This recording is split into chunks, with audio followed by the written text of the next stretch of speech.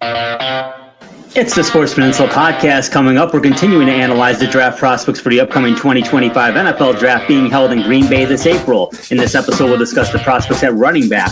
The running back position doesn't carry the same emphasis that it once did in the modern NFL, but recent history has shown that taking a running back early when a team is sure about them can lead to great things. The Detroit Lions are likely not in the market to draft a running back this season, but you can never rule anything out on day 3. We'll discuss the prospects as always and rank them how we see them next. Now, here is your Sports Peninsula team. Welcome, everybody, to the Sports Peninsula podcast. My name is Dave Brzezinski Drew. He's Coach Andy Scheel, and we're going to be talking about the NFL draft prospects of 2025 draft in April. We're going to talk about running backs today. Coach, I mentioned in the intro that even though the modern NFL kind of devalues the running back position, there's a couple of teams that we know recently that benefited from taking a running back early. Our Detroit Lions is one of them. Absolutely. And the teams that win and get in the playoffs have good running games. I mean, it is kind of interesting. It's peculiar because the recipe still hasn't changed. The most successful teams play great defense and they run the football well. That's still, you can go through the decades. That still holds true, even though it's become a passing league and the passing capability of these quarterbacks and receivers is amazing, and the plays that they can make through the air with the football. But this is a game of blocking and tackling. It's still that way, and the fundamentals of the game are a running game. That's the pure form of advancing the football, and it's still a very popular way to do things. Yes, it is. I mean, we needn't go too far back to February. We see the Philadelphia Eagles, and they landed Saquon Barkley in the free agent market. He had a 2,000-yard season. They win. Even the greatest show on turf, the Rams, they had Marshall Faulk in their backfield. So you're right. You're absolutely right. Now, what has changed, like when we were growing up, everyone had a bell cow. That's, fewer and far between. Maybe 4 or 5 teams have a bell cow, like a Derrick Henry, guys like that. Even Detroit with David Montgomery, they have Jahmyr Gibbs. It's it's two-headed monster, yeah, exactly. Or a committee, exactly. And certainly, and I think a bigger part of it is the fact that everyone's running faster and hitting harder. And I mean, running backs get abused. I mean, receivers not necessarily short shelf life. Exactly, and that's why a lot of teams are reluctant to draft a running back high. But yet 2 years ago, we saw Bijan Robinson go 6 and Gibbs get taken 12th, and both are outstanding players. There's still opportunities for that. We're probably going to talk about a guy right now who's probably in that same, at least in that same echelon of prospects. I think we will.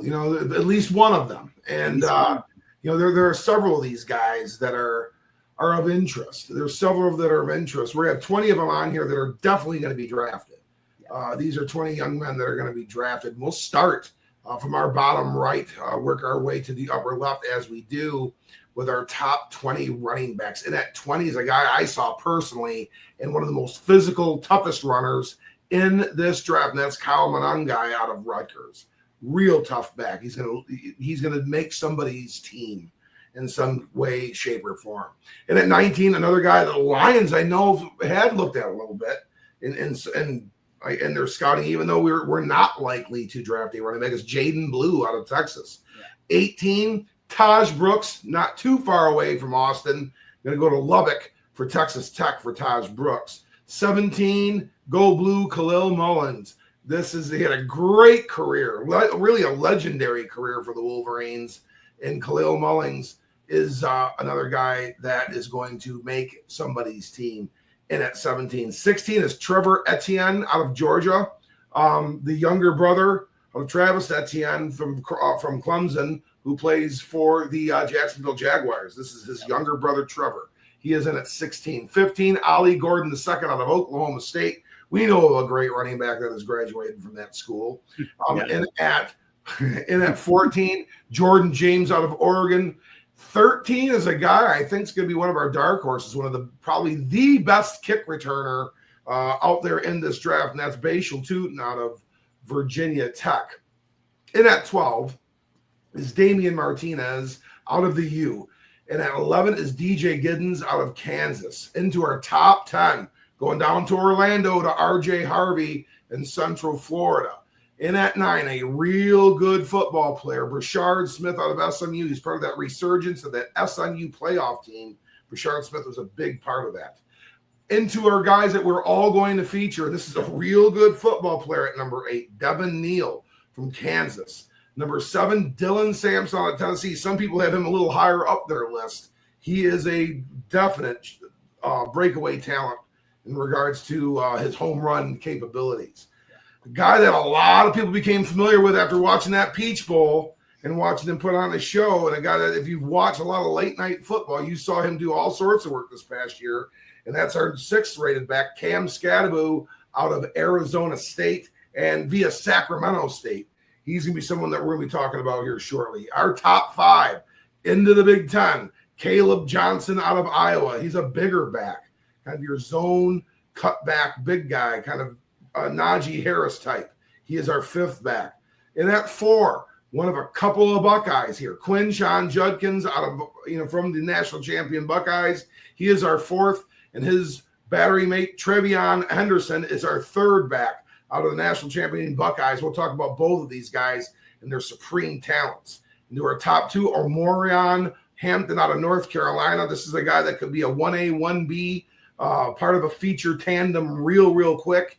And if we have a generational running back out of this draft, it certainly is the guy that we're going to be talking about next. Probably fair to put him into that hype, into that category as a guy that is a high first-round pick-worthy running back, and that is Ashton Jeanty out of Boise State. He is our number 1 ranked running back of the 2025 draft in the Sportsman Unsolved podcast. Outstanding, Coach. Why don't you jump into it and introduce Mr. Jeanty to the masses? Yep. Really, a lot of people who watch college football have seen him do things for about 3 years now. And if you're a West Coast fan, you certainly have known who Ashton Jeanty is. But, really, if you're a casual football fan, he became a household name for you this year. And he is a mid-major player. He comes from Boise State. 5'9", 215-pound junior. He hails from Jacksonville, Florida. However, he prepped in Texas. He went to high school in Texas. Runs a 4.42 40. He was the 2024 Maxwell Award winner. So he was kind of toasted as one of the country's best college football players in general this past year. And he was also the 2024 Doak Walker Award winner, which goes to the top running back. Former great Detroit Lion running back Doak Walker. Mm-hmm. He's a 2-time All-American and a 2022 freshman All-American. So he's an All-American all 3 years. He played college football. He was a 3-time All-Mountain West selection, 4,769 career rush yards. So that's in 3 years, mind you. So he had some big years and 56 career touchdowns. That's including receiving touchdowns as well. Ashton Jeanty, my friend, is a guy that's going to be going. He could very well be a top 10 pick. I don't think he goes definitely any further back, conservatively speaking, 15. He's a definite lock top 15 pick. No doubt about that, Coach. And there's a lot to like about Ashton Jeanty, and let's talk about that. He's an every down bell cow running back 1 type. We were just talking about that. They're few and far between anymore. Ashton Jeanty's one of them. Elite and generational balance through contact. You look at his stats, and I'm not comparing him to Barry Sanders, but he was chasing Barry Sanders. Yeah, it's there. And physically, he's very similar. At very similar stature to Barry Sanders. So, outstanding player. Tremendous low leverage runner. And again, so he in essence takes advantage of his lack of height, and he's very low. He's very hard to find because he's running in the trees a lot of times, and he's difficult. And Coach, I know, in your experiences running that wing T, by the time you find that little back, they're about 30 yards down the field, right? Yeah, they can kind of learn how to climb the wall, so to speak, and climb the climbers. They can find themselves 8-9 yards down the field and springboard in some open space. And Ashton's pretty impressive guy that way. Yeah, no doubt. And his natural vision, his patience, his timing. He's really a born running back. If there was a guy you could say he's born for this position, Ashton Jeanty, without question, is great twitch and explosiveness. He has all the long speed to be a big time NFL home run threat, which you gotta love that. He can take 180 yards. Exactly. He's a physical, tough pass protector. Wow. You don't see that very often from a guy like this. This is impressive, and he's comfortable and productive catching the ball. So he's very capable of doing that. There is so much to like about Ashton Jeanty, Coach. I mean, honestly, our Lions, we have David Montgomery and Jahmyr Gibbs and Craig Reynolds and others not in the market here at all, nor would they be at 28 anyways. But wow, I mean, if you're a running back needy team, you've got to hit on Ashton Jeanty. But Coach, talk about what maybe he needs to work on a little bit. Well, I mean, he does. I mean, and to say it's fair to compare him to Barry Sanders, it's fair to compare his style to Barry Sanders. He would obviously have to do it over a 10-year period of time at a very, very high level and cross 2,000 yards and do all sorts of things in order to cross that barrier. But he does. He has a lot of feel to Barry's playability and play style. But just like Barry, he is going to take a minute here to get his NFL block and execution timing down. It's not going to just be an instant marriage. It came together pretty quickly for him at Boise State. So the indication would be it'd come pretty quickly wherever he lands here in the NFL. But that's going to take a second. He's going to get swallowed up a couple times, and it's going to be his own doing. He's got to evolve as a pass catcher and as a route runner and a receiver out of the backfield. He's comfortable in doing it. But when you're successful running the football, it's a much higher percentage play. And, sometimes the best running backs just aren't going to get that kind of attention. They're going to run the football. They're not going to be that receiver out of the backfield. The lesser runner ends up becoming the better receiver out of the backfield. But it's something he is going to have to add to his repertoire. Barry had to do it. He wasn't natural for him. No. And it took quite a while, actually. That's something that Ashton Jeanty is going to have to get better for. He's got some miles on him, Drew. I mean, when's the straw going to break the back of the camel? I mean, when's he going to have that meniscus? When's he going to have some sort of, issue with a shoulder or, something that's going to nag and bother him a little bit? Because he played a lot of football for the Boise State Broncos. He is on the smaller side. He's 5'9", 215. That's totally to his advantage. As a leverage runner and with leverage and lean at 5'9", 215, he's just going to be underneath the tackler more times than not. That being said, and that's going to be a difficult thing for him too, especially when he's going to be asked to pass protect guys like Aiden Hutchinson coming off of an edge or somebody coming barreling through, hot from the inside. That's going to be tough around that body because he's not an ideal frame for short yardage either. He's 5'9", 215. He's tinier. He's got a few turnovers on his credit, but when you get the football as much as he is, that's going to happen. But also, doggone it, that's going to also get you watching games from the sideline pretty quickly if it ends up costing your team big. So that's something that he is going to have to refine. But he's got to prove himself to have the power, in his game. To be a big-time running back in the NFL, to be a guy that's not going to come off the field in certain situations too much, that he's a guy that can be out there. He can be your goal line back. He can get you that tough yard. He can be the guy that you want to throw to out of the backfield or decoy and use in motion and throw the ball to. Obviously we know he runs the football very well. Those are the things that he's got to be able to prove himself to be. Because if he does, he's going to be a Pro Bowl caliber long-term starter in the NFL. Yeah, and we talk about there's no question this is a day one pick. All things being equal, yeah, I don't see him getting out of the top 15, Coach, either. I can't imagine a team like Dallas or a team like Pittsburgh would pass on an Ashton Jeanty, and I don't think he'll even be there when Pittsburgh's on the clock. But Dallas is somebody I'm watching for because they have a need. I'm interested when we have our mock, where he goes. Yeah. Because I think, and he could be someone that you could see if those are a couple teams right there you mentioned that are running back needy. And there may be a little bit of an arms race. And they could move up. That's how he could probably get taken in that top 10. Absolutely. Pop up in the 9 or 8 and grab them. Chicago. I mean, DeAndre Swift is not. He didn't analytically. We have to look at DeAndre and nice enough kid, but he struggles. He struggles out there. They could use an upgrade too. Now we don't want him to go to Chicago. Please, we don't need him to go to Chicago. No. But that'd be another team right there. Yeah, absolutely right. Ashton Jeanty is I think he's going to be a star in the league. It's a matter of where he's going to go and where he's going to do it. Hopefully not in the NFC North. Agreed. Let's go to the number 2 prospect, Omarion Hampton out of North Carolina.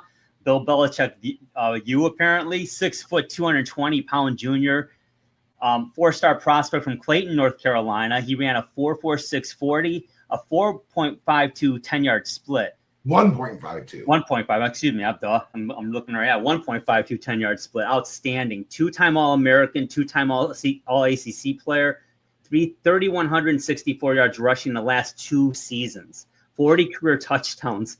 624 career carries. 73 career receptions. This is a special player, Coach. What do you like about him?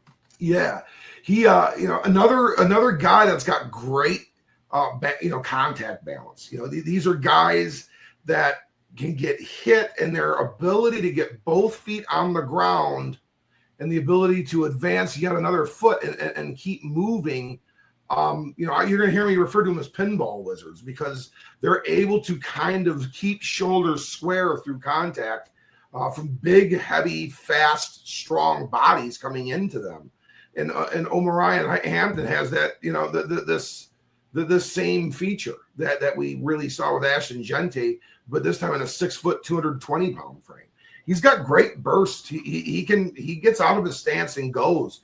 He can really get a play executing quick and get downhill. He's got the feel for positive yards. He's a guy that can be kind of in a gap pull type deal. He's good. He's a finisher. He's a strong, powerful runner. He has kind of the makeup of a David Montgomery in many, many ways. He's another great pass protector and a real physical blocker. Jeanty does it at 5'9", 215. Omarion Hampton does it at 6 foot, 220. So he's a little bit bigger that way. Mm-hmm. He is a guy you want. He's going to demand the ball in the short yards. He wants the ball in the short yards. He wants to be that guy. And he is a good pass catcher out of the backfield. He was, Mac Brown, definitely used him that way. He didn't, Omarion's not going to have played for Coach Bill. He was from the old regime, but he was featured that way as well. And he has the ability to be a feature back in a pro style power running scheme. He is that kind of a runner. He's a Najee Harris. He's a Derrick Henry. He is a Le'Veon Bell style running back. He's a guy that definitely could be a feature back in this league, Dave. Yeah, there's no doubt about that, Coach. And I see day one potential here because of the teams a couple of the teams we talked about. Pittsburgh actually kind of makes sense to me here, but again, that's for our mock draft. But he does need to work on some things. He's got to refine his techniques as a blocker to be effective and sustainable in the NFL. And we talk, of course, that's going to be the case. But the fact that he's a pretty good blocker already in college and a willing blocker, that bodes well for him. But he is a little too willing to take on contact. That's what gets running backs in that 3 to 4 year range, right? I mean, that the average length of tenure in the NFL. Gets you put in the protocol. Yeah. Protocol. Exactly. And that's, we want to be careful of that. Again, not to say he's going to skate through it and try to, be a sideline guy, but at the same time, there's a time and place for it. And I think he's instinctive enough to be able to figure that out. But he's going to get coached up on that because it's a different game, obviously, in the NFL with the size and speed. He's got to continue to master his leverage and running discipline to be effective in short yardage situations in the NFL. No reason to think he can't, but it's something he's definitely going to have to work on and master because, again, the level of competition is just that much greater. He's a work in progress as a pass receiver, but the fact is he is pretty good at it still. Could he be a great pass catching back, running back? Yeah, it's possible. But right now he's a pretty good one. But yeah, he does need to work on that. Specifically, route running, and certainly he's going to have to be very good at recognizing the defensive schemes he's up against. To be able to understand, where he can get in space if he's facing a zone, etc. He's going to have to work on that. He's not really a home run threat per se, like we talked about Jeanty, who could bust out an 80-yarder in no time. Not necessarily the case with Hampton. He's more of he's going to grind it out a little bit more, but he's capable of having, those 5 to 7 yard burst runs at any given time. And that's plenty good. in the NFL. Can he be a feature back? You talked about that a little bit, Coach. I think he can. I think he can, but again, it's not a foregone conclusion like with Jeanty. So in that regards, Hampton that may or may not may take him out of day one. I don't know, but I think there's enough teams that need a running back coach that Hampton's going to get serious day one consideration. What do you think? Yeah. Omarion Hampton, I think he could at least be part of a feature tandem. For sure, because he is very similar to a young David Montgomery. He's very similar. So this is the type of player that if he goes into day two, it's early. It's when the run on running backs is going to occur, and he'll break the seal on that because Jeanty's going in the first round. And like you said, one of those teams is getting Ashton Jeanty out of those teams that are looking for a running back. And, is it a position of luxury? Is it a secondary need position these days in the NFL? Not necessarily, because the team that's going to win the Super Bowl is going to be able to run the football. And, you need a good running back to do so. So in that late first round, I mean, it's not coming to number 28 unless we're going to trade with somebody and move out of the spot. Yeah. It's not coming at 28. No. But at the end of the first round, we look at some of these teams that might be lingering around there. Could the Pittsburgh Steelers just could they somehow move back and if they wanted to and get, Omarion Hampton? Possibly. He's a good looking prospect. Definitely would not kick him off the squad, Drew. No, definitely not. Excellent player. Let's talk about our number 3 prospect, Coach. Yeah, let's talk about one of these national champion Ohio State Buckeyes. In it, our third running back in the 2025 draft is TreVeyon Henderson, 5'10", 208-pound senior for the Buckeyes. Comes out of the state of Virginia, Hopewell, Virginia. He ran a 4.4 340. He's a 38.5-inch vertical, 10-foot 8-inch broad jump. So this is an elite athlete. He can really pop and explode. 4-time All Big Tenner. So this is a prolific running back for the Buckeyes. You're going to get on the field and play a little bit. You're going to be a freshman and becoming an All Big Ten selection. Yeah. So this guy's, really had a great career for them. A 2021 freshman All-American. He's been a team captain for the Buckeyes. For over 4,600 career all-purpose yards, 48 career touchdowns, 77 career receptions. He's been a guy that's logged his fair share of touches for a great football program at Ohio State. And yes, he was a member of the 2024-25 national champion Buckeye team captain for this year. TreVeyon Henderson's a decorated college football player that's going high in the NFL draft as a running back, Drew. Yeah, and he gave fits and nightmares to our friends in Michigan, Ann Arbor and East Lansing, and even me and Dr. Shield were in attendance for that game. Young David was filming from the nest over in Spartan Stadium, probably that play right there. Yeah, no doubt. He gave our pals in Kalamazoo fits too, if I recall correctly. So, yeah, he's a special running back. What we like about him, well, again, he's another pinball wizard. He's got elite contact balance. He's not going to go down with that first hit, and he keeps his balance and he can go from 0 to 60 real quick.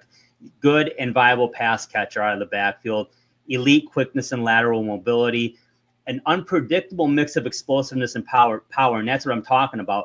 You pop him, and you can almost pop him off his, pop him in the air a little bit, and as soon as he hits the ground, he's gone. He's that twitchy. He's a very, very good, very sound running back. Game-breaking accelerator in space, good pass protector and efficient blocker, very important. He's in a chunk play guarantee if he makes it to the second level of the defense. You got to like that. And a very impressive control of lateral and vertical running attack. So he really can go north and south. He can stretch it out. He can be patient. And when he likes what he sees, he hits the hole and he's gone. I really, really like TreVeyon Henderson a lot, Coach. What do you think he needs to work on? Well, the clips are easy when you ever see him kind of get stacked up. He dances a little bit. He can be a little bit of a dancer. He's a very creative, fluid mover. And sometimes those guys can be a little caught up into themselves a bit. And that's something that he's got to watch. He missed some games due to injury. He's missed about 8 games in the middle of his career. That's, you're talking about 3/4 of a season there. Yeah. So, I mean, that's a lot of time. So he's been dinged a few times, and he likes to bounce. He wants to be able to try to use kind of that quick angle stuff. That's a natural tendency. Kids like to do it all the time. It's what we did in the playground at the recess hour over at Washington Elementary and Pine River. Guys bounced it out to the outside all the time. That's what we saw, our guy Billy Sims do, and Tony Dorsett and all the great running backs of the day. Marcus Allen, they all bounced those plays. So, I mean, we got to, that's John Riggins, he was a bouncer. So, I mean, another guy that was great to watch. Can't afford to do that. The league's just too athletic these days. Yeah. He's got to be, discipline himself into becoming a more vertical runner because he's got all the pop and burst to do so. He's got to make sure, become more vertical in his run approach. And he needs to continue to evolve as a pass catcher. And in these routes, the NFL offenses are a little bit more sophisticated. He's going to take a little time to probably adjust to that in the pass game. He needs to become an excellent pro receiving running back. If Trevion Henderson can do that, he's going to really find a niche in this league for a long time. He's got a bit smaller frame. He's thick and rocked up, but he's a little bit on the smaller side. He's got to fight, the instant kind of bias that he's just going to be a third down specialist, that he can be a part of a feature tandem or even become a feature back. He has the talent to do so. But where will that be? Will that be at the top where he's a feature back? Or will he be more of a third down option for quite a while? Yeah, it's a great question. And I think that fact, coupled with a little bit of injury history, likely puts Henderson in the day 2, but early day 2. Second round. Yeah, and I'll tell you what, whoever gets him is getting a prize. I personally think he's going to be a very good tandem back. I don't think he's going to be pigeonholed with third down back. And if he is, like you said, he needs to become an excellent receiving running back then, because he'll be called upon to do so and pass protect, obviously. So I think he can do some damage on first and second down too. But he's not a bell cow, but I definitely see him as a day 2 guy. Yeah, exactly. Could happen, but not yet. So that's probably what takes him out of day 1. But the talent's there. There's no question. Hey, Coach, we're going to stay in Columbus. His running back partner out there, Quinshon Judkins, out of the Ohio State University, 6 foot, 219-pound junior, our number 4 prospect. He's a native of Pike Road, Alabama. He ran a 1.51 10-yard split, and he had a 38.5-inch vertical jump, an 11-foot flat broad jump. So very athletic. Part of that national championship team last season. He's a transfer from Ole Miss. 3,000 all-purpose yards and 34 touchdowns at Ole Miss when he was there. 2022 freshman All-American, 2-time first-team All-SEC, and then also a 2024 All-Big Ten player. Quinshon Judkins is a very talented running back. Coach, what do you like about him? Well, the Buckeyes went all in and had a lot of transfers come in through the portal. And Quinshon Judkins was kind of the feature on the offensive side. They already had Trevion Henderson. We just talked about the third pick in the draft, our third running back in our top running backs. He's a 4th one. I mean, that's how good of talent they had coming in with that featured tandem. He might be the most prolific ball protector in the draft. I mean, I don't know if he has a fumble to his credit, and almost 800 touches. So, I mean, that he's decorated, and he was a star for the Ole Miss Rebels. He was a star for Ole Miss. So, I mean, this is a guy who's got the ball all day long for them. He's a great cutback runner. He's a great zone running back. If you're a zone scheme, a zone power scheme, he's your type of guy. This is the type of guy you want. He's real physical. He's got a real effective stiff arm. He kind of uses it, sort of engages it like Jahmyr Gibbs does. He's a speed and angle running back, but he has elements of power into it, and he really utilizes that stiff arm really well. Another guy's got tremendous contact balance. You're going to hear us say that time and time and time again. Not every prospect, but he's that tremendous contact balance allows you to not always have to be so just crazy elusive. you can be a little bit north-south and keep your feet. He runs with great leverage and lean. I mean, he can sink his hips and sit down and also have his proud chest coming forward a little bit and keep that. It's flexibility. It's a functional athleticism you need to have to be a quality running back. He was good in the short yards, both at Ole Miss and at OSU. I mean, he can be relied upon to do that. And hey, he's 6'2", 219. And he's a proven, comfortable pass catcher out of the backfield. He did it at Ole Miss. He did it for the Buckeyes, en route to a national championship. Drew, is he perfect? No, but who is, right? That's right. Go ahead and talk about it, though. Absolutely. So he's a little more linear and tighter than some of the other running back prospects. You can kind of see from the picture, he's tall. Trevion, no. What's that? Doesn't move quite like Trevion Henderson. Yeah, exactly. So, like I said, a little more linear and tighter. He held more in check against the most talented defenses in the SEC and Big Ten. So, he took advantage of lesser opponents. Didn't quite do that as much against the top teams in the SEC and the Big Ten. Not that he was ineffective, but again, that was something to look at. A little too reliant on vision and ability to escape. So, there's a time and place, but then there's sometimes you just got to hit the hole, right? And maybe he gets a little, a little late to the party, maybe thinks a little too much back there, and that can get you in trouble. He's got plenty of negative yard runs to his credit. So again, that ties into it. That he does take carries for losses. It's on tape. You can see it. Not the pass protector that the other prospects have shown to be. Doesn't mean he can't evolve into that. He's certainly big enough to do it, but it hasn't been his thing per se. He's going to have to work on that. Not a breakaway threat either, although he's very athletic and talented. But again, the way he runs, it almost kind of prohibits him from being that way, Coach. And that can be a concern. Is he anything more than a committee back? I'm not sure.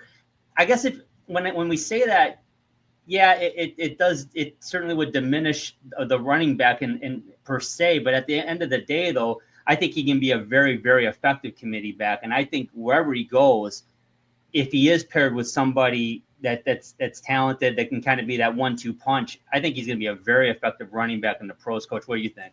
Yeah, I think he is definitely a share back. He's going to be part of either a feature tandem, or he'll be depth and work himself into a feature tandem, or in a true committee 3-headed monster type situation where he becomes the guy that gets regular reps as maybe the RB. There's RB1A, RB1B, and RB2, and being that RB2 really the third back, but a guy that still gets some snaps. I mean, San Francisco, they'll run 3 backs in a game. So I mean, he's definitely got a future, and he can become a special teams player. He's a good athlete, but yeah, he's going to have a little bit more of an incubation period, I think. I think he's a solid day 2 guy, but I think for sure. It could be late in the second, maybe even early in the third. But I think he's definitely gonna go day 2 in that area. Exactly. Let's talk about our number 5 prospect, Coach. Who do you got? Staying in the Big Ten, another bigger back here, 6'1", 224-pound junior out of Iowa City, and those Iowa Hawkeyes, Caleb Johnson, really good football player, really, really heralded running back, especially this year out of the Big Ten. From Hamilton, Ohio, that's a football factory. I've known some coaches that come out of Hamilton that I used to work at the University of Michigan Technique School, and that's a football town. So he came from a real good place there. 2022 freshman All-American. We talked about a lot of freshman All-Americans this season and draft season, Drew. He was the 2024 All-American. He's a 2-time All-Big Ten selection. He was the 2024 Big Ten running back of the year. So this was the guy. I mean, we just talked about 2 Big Ten running backs, 2 darn good ones. We're not done talking about Big Ten running backs. There's some other guys that were featured that were hell of great football players in our top 20 that are Big Ten running backs. This is the guy that was rated by the coaches and media as the top one.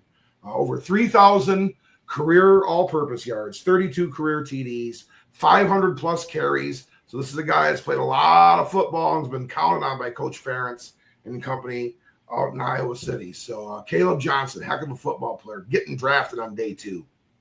Yeah, definitely. And there's a lot to like here about Caleb Johnson. Great vertical burst. You saw a lot of the combine. He was impressive at overall. So You could see that on tape as well. That's most important. But he definitely showed out the combine too. Explosive and bursty for a bigger back, and you gotta like that. He's one of the bigger bats we're going to talk about at 6'1", 224. He's a great screen back. That's very, very necessary. Even in the RPO, you're going to be looking at that as well. A lot of teams run that, but being a great screen back is worth its weight in gold in the NFL. So that's a good thing for Caleb Johnson. Excellent block user and exceptional vision. He kind of reminds me a little bit of Kenneth Walker a little bit, or not. I shouldn't say, but more like Le'Veon Bell, where he's patient and waits for the hole and then he hits it. Did you see that a little bit, Coach? Yeah, very similar size too. Yeah, not quite as tall, but very similar. Yeah, exactly. Very similar style and size. And that's very effective. A great control and feel for using blockers. Again, that's what we're talking about, that patience. It pays off. And even a guy like Jahmyr Gibbs and David Montgomery, they, as explosive as they are, they're patient. They wait for the blocks to unfold. They will wait, and it's to their benefit. A lot of running backs should take notes on that, quite frankly. That's how you got to really play. And those guys do it exceptionally well. Caleb Johnson is very good at it, too. He's a true workhorse, especially last year in 2024 for the Hawkeyes. A bell cow for them. Runs with great leverage and lean. He's a tough tackle in short yardage. He's a big load, and he's got power and speed. He averaged almost 6 yards per carry in the fourth quarter during his career. Now, that's impressive. So this guy does not wear out. He doesn't wilt late in the game. He doesn't get tired. He wears people down. That's what you got to like about Caleb Johnson, his size and his ability. He uses that all to his advantage. Coach, he does have some things to work on, though. What do you see? Well, he lacks the burner speed. He is not going to, march off 80-yard runs too often. He's a guy who can get you a 50, a 55-yard big chunk play. But if he's on the other side, if he's coming out of his own end zone, you're not going to be worried about him taking one to the house necessarily. That's not him. So it's not really that, much of an indictment against him. But it's because it's not really who he is. But nonetheless, if you're looking for a big play in the running game, there are other backs that can provide that chunk play in more regularity. He's a square shoulder, positive yards machine. That's who he's got to be. That's who he is. That's what he's got to be able to do. And he can set himself up by, going lateral to vertical, and working himself into a seam where he can, pop 3-4 yards ahead. But that's what he wants to be. That guy that is pushing, north of 4 yards per carry and keeping that statistic in that area. He's very effective in screen plays. He's not a real dynamic route runner and a guy that can do a lot of other things. It's kind of how he was used in Iowa. If you watch college football, there have been some criticisms of Coach Ferentz's teams being maybe a little unimaginative on the offensive side of the football at times.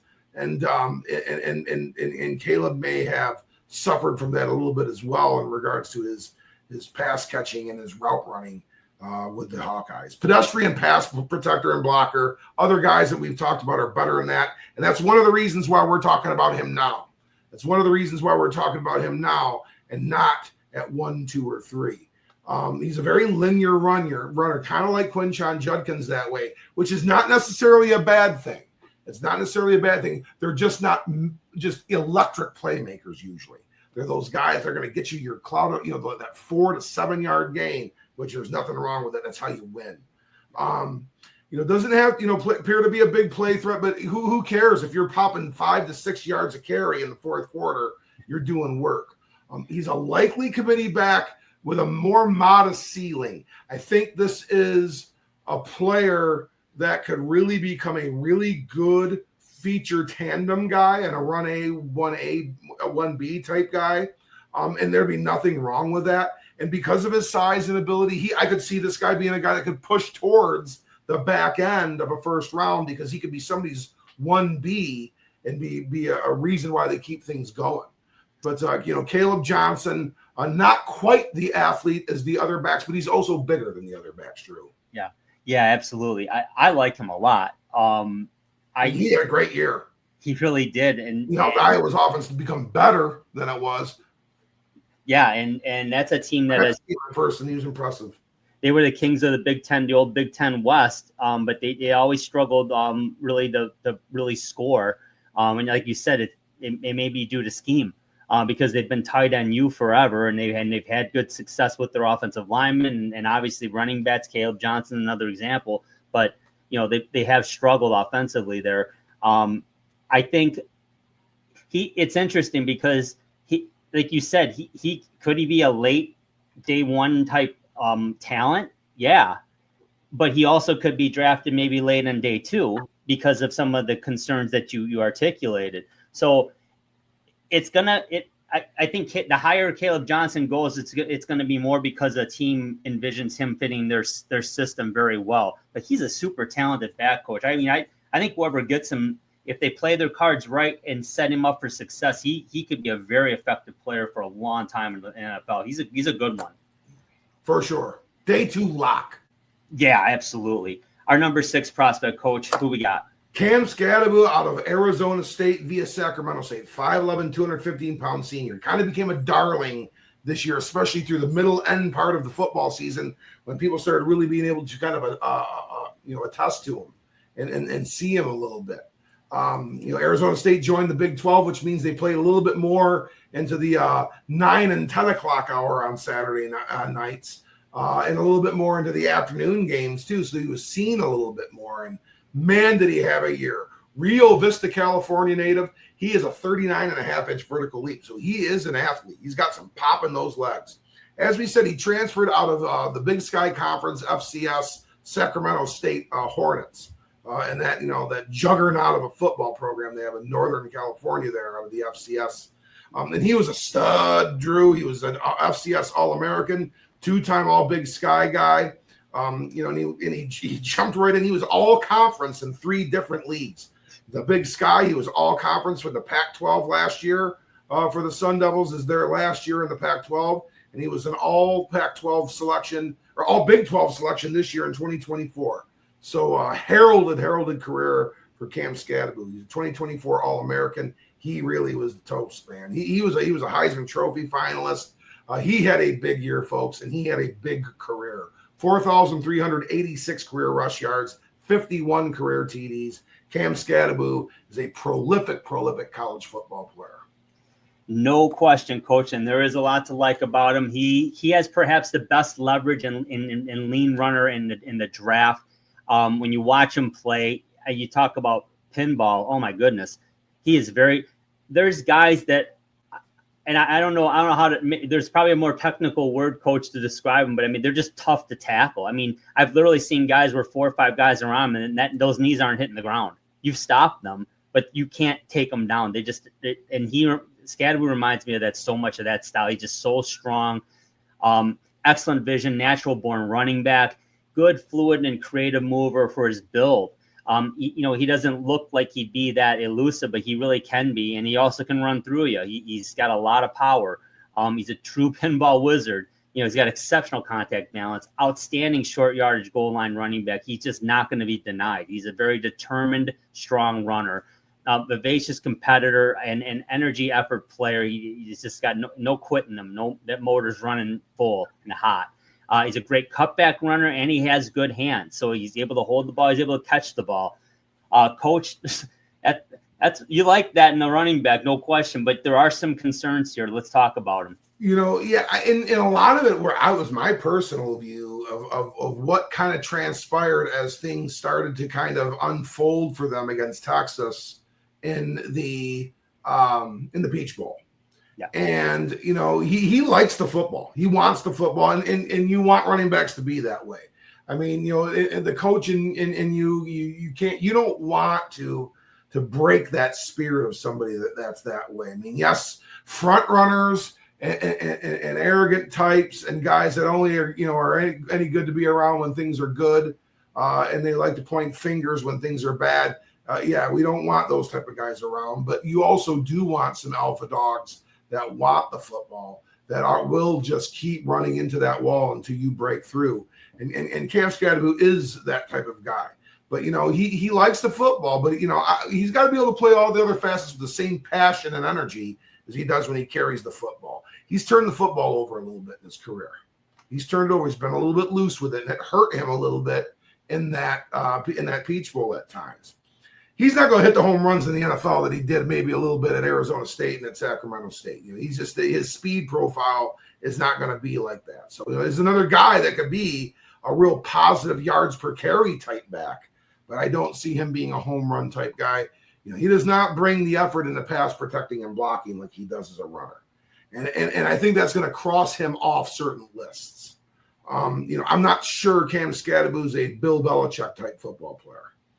I'm not so sure Cam Scadaboo is a Vince Lombardi type football player. I'm not sure, but I'm also not sure. So I think you know where I'm going with that. I do.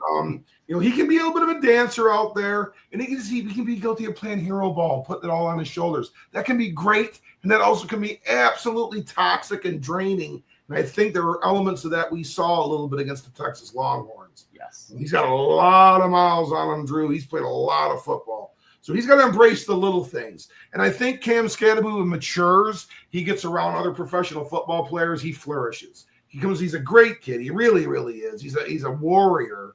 He comes from a great family and a real supportive dad that, never misses anything. And, and parents that, that are really supportive. So he's a good kid. He's going to do well. But I think he's still day two. I think we're still on the day two with him.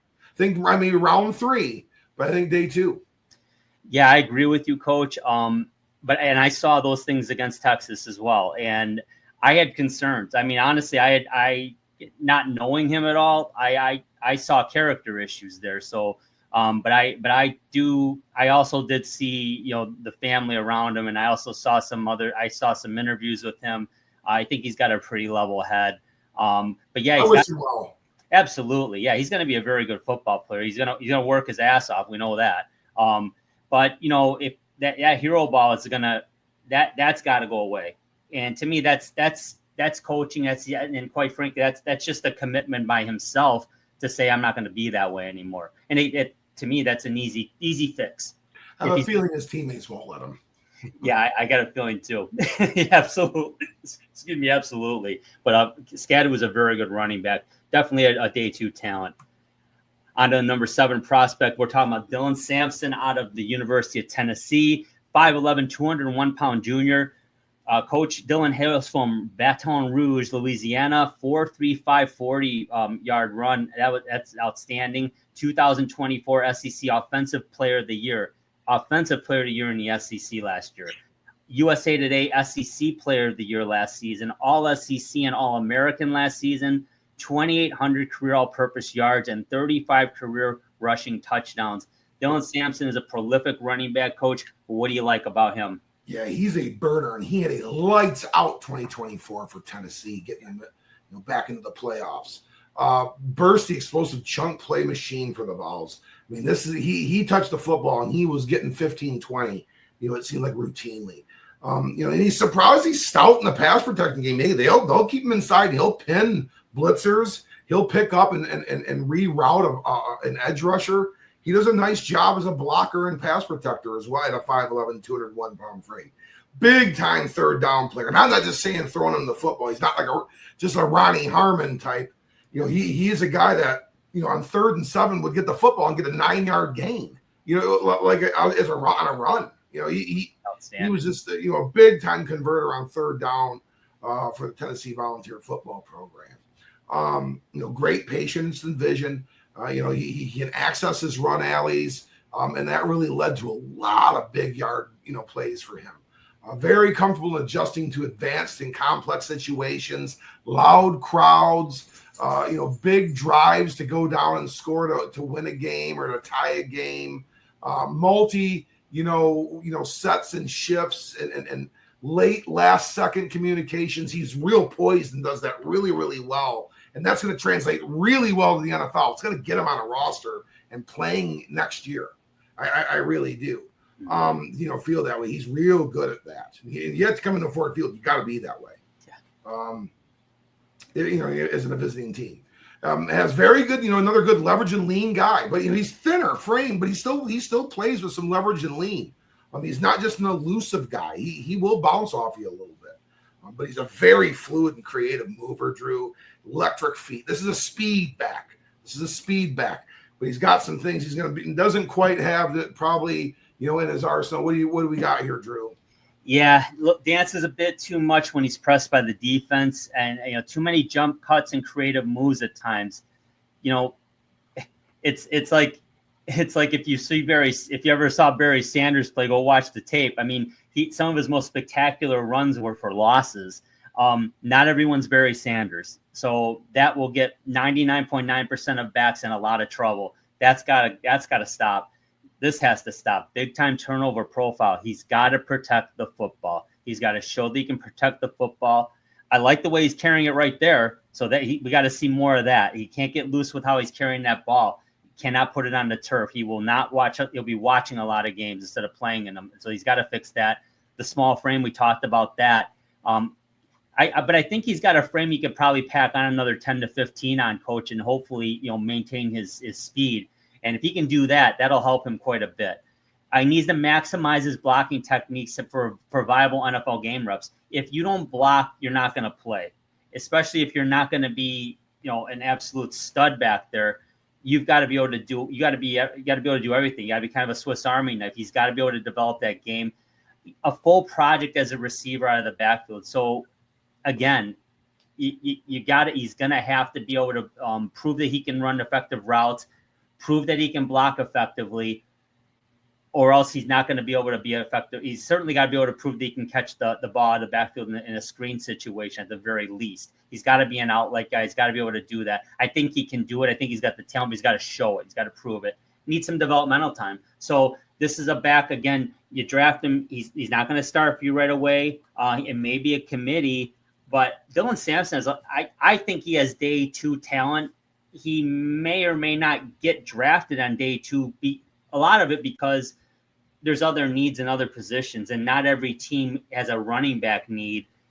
And I guess that's probably what might bounce him into day 3, or maybe 4th round, day 3 in my mind, Coach. Well, I don't know what your thoughts are, but that's where I see him falling. Yeah, I mean, it's very distinctly possible he slips into that day 3 and as a 4th round selection, 3rd, 4th round. Because he is. There's a lot of positive plays. There's gonna be some scouting, some scouts out there, and some front offices that are really gonna like what Dylan Sampson brings to the table because he's very fast. There's a lot of positive plays out there.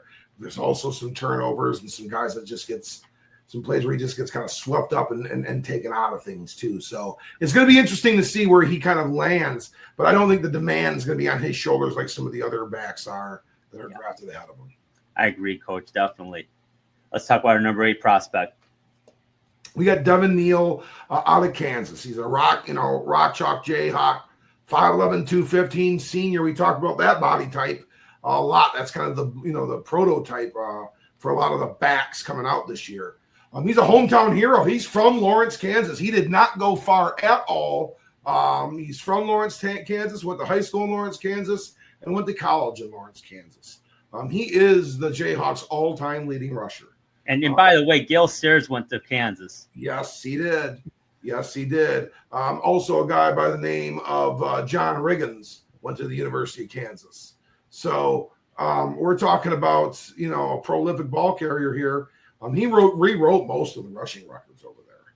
I mean, touchdowns, yards per carry. He holds almost everything. Single game, season. He is the running back of the Kansas City Jayhawks now. Devin Neal is team captain, 2-time All Big 12 selection, 4,343 career rush yards, 53 career touchdowns, 77 career receptions. He's over 5,100 career all-purpose yards. Boy, did they get their mileage out of this kid. He had a hell of a college football career for the Kansas Jayhawks, and he is very, very well liked by many scouts and a lot of NFL prognosticators, Drew. Yeah, and there's a lot of reasons for that. And first, he's got a tremendous ability to adapt to different running schemes. So he's very adaptable, and he's able to, whether it's a zone scheme, power run scheme, whatever, he can handle it. Very natural and patient runner, outstanding ball security standards. So that's important, obviously. Extremely durable and he had a lot of carries at Kansas, very durable. Made noticeable progressions every season. That's so important, improved every year. He's explosive and quick off the snap. He's very fluid and creative as a mover, and very calculated speed and tempo adjustments that led to a lot of yards at Kansas. So this is a running back who's patient too, Coach. I really like Devin Neal a lot. I know he's got things to work on. You're going to talk about, but there's a lot to like about Devin Neal. What do you see? Yeah, he's not so much the leverage and lean guy. He's more kind of a wiggler. He's kind of more of a sit and wiggle guy. He's a little bit more upright in his style, which the leverage and lean is kind of the way of the way to go. That it seems like these days you don't see those kind of sit squaggle type guys as much anymore. Kind of a throwback, old scat back in that regard. Somewhat productive as a pass catcher, but he's got some drops to his credit as well. So that's a part of his game. Just like most of our prospects that we've talked about today, is going to be a piece of growth that they need to show. Yeah, can be a little too relaxed in hitting the holes, kind of like Quinshon Judkins. We get a little frustrated with those Red Wings sitting on the puck and looking for that thread the needle saucer pass and not shooting the damn thing towards the net. It's kind of like that. It's like, come on, bud, when we gotta get our shoulders square and pick up some yards. We're watching those yards go by, and Devin Neal might be guilty of that on occasion. Mm-hmm. He's more elusive than he is a contact balance guy, and we've talked about that contact balance running back, that pinball wizard. That's not so much how he does things. He's more of an elusive guy, and kind of he's more of a wizard, but not a pinball wizard. He's more practices sorcery and magic for his yardage. That works. So, he could be somewhat easy to tackle. So he needs some time to develop. But this, again, like Dylan Sampson, Dave, this is a guy that can get on the field this year for somebody. Oh, yeah, definitely. I think late day 3, early day 4, very much like Sampson, like you said. And I think depending on the scheme, some teams may like Neal over Sampson. I mean, I like Sampson a lot, and his season last year was unbelievable. But they're in the same group there, and I don't see Devin Neal going later than early round 4, day 3. He's a very good running back. A lot to like about him. We've only got a couple minutes, Coach. I'm going to talk about our dark horses. I'll start. Bachel Tuten out of Va-Tech, Virginia Tech, 5'11", 209-pound senior. He's from Paulsboro, New Jersey. He transferred from North Carolina A&T. He ran a 4.32 40, a 4.49 10-yard split, a 40.5-inch vertical leap, and a 10-foot, 10-inch broad jump. A very, very good athlete. 2023 All-American as a kick returner for Virginia Tech. 2-time All-ACC player. Nearly 5,500 career all-purpose yards and 50 career touchdowns. He's a big-time special teams player and outstanding return man. So he's got that in his back pocket. Truly explosive and a top-speed home run threat. He runs tough and hard, and for being a speed back, he's a very tough runner. So that just jumps off the tape for you with Tuten. He's extremely linear in his style. He offers very little as a blocker and pass protector, and he did suffer some fumbleitis from time to time, so he's going to have to shore that up. I like Tuten because he's going to help you right away on special teams, Coach, and he definitely could be a contributor in the backfield for an NFL team, and that's why I like Tuten as a dark horse. Who do you got? I've got a guy that really came on strong last week in his pro day in East Lansing. We haven't talked about many Spartans this year, and there's a lot of reasons for that. But Nate Carter is a running back out of Rochester, New York, that transferred here from UConn. Ran a 4.37 the other day. Has a 10-foot 8-inch broad jump. He got on the bench and racked it 23 times, 225 pounds. Like 5'10", 202-pound running back. So he was team captain at MSU this past year. He's got 2,700 career all-purpose yards and 14 TDs. And a ton of chunk plays for the Spartans and for the Huskies. Made a lot of plays. He can really get lateral to vertical. He's got good feet that way. And he possesses some explosiveness that could be an impact in the NFL. He truly does. But he never was a bell cow for the Spartans. He never was a bell cow for the Huskies. He had some big years, but wasn't the feature guy. Kind of an inconsistent performer, hot and cold a little bit. And his smaller frame presents some issues. This is a guy that's going to be a later pick, and he may even be a UDFA. But that athletic ability is going to get him onto a roster. And I wouldn't be surprised 5 years from now, Nate Carter is still on NFL rosters with his athletic ability contributing a little bit. Play some special teams. He could get on a team this year. But I think a 6th, 7th round pick, Nate Carter out of Michigan State. I like that a lot, Coach. Like that a lot. Hey, overall, we got to wrap this one up. But overall, this is a pretty deep running back class with some star power. And overall, how do you think of it? Yeah, I think there's a lot of day two talent here, and there's some day one talent for sure. Maybe some borderline day one talent. There might be a couple of running backs. I think Omarion Hampton and a guy like Caleb Johnson could slither up into there. Trevion Henderson could slither up into there. So there's some other some candidates as well. Absolutely. Well, we're getting close to that draft post. We got a lot of position groups to cover, so stay with us. Thanks for watching. Thanks for liking the videos. Thanks for subscribing. Don't forget to check us out on the ESPN Network on the Roku channel every Saturday at 7 p.m. For Coach Andy Shield, I'm Drew. Take care, everybody. Thanks for watching. We'll talk to you soon. This has been the Sports Peninsula Podcast. Thank you for watching, and don't forget to subscribe to our channel. Follow us on YouTube so you don't miss an episode at the Sports Peninsula Podcast. You can also follow us on Twitter X. Just look for @SportsP Podcast, and follow us to keep up on sports around the great state of Michigan and beyond. You can also catch our show every Saturday night at 7 p.m. on the ESEN Network channel as part of Roku. When you want to hear all about sports in the great state of Michigan, there is only one Sports Peninsula Podcast.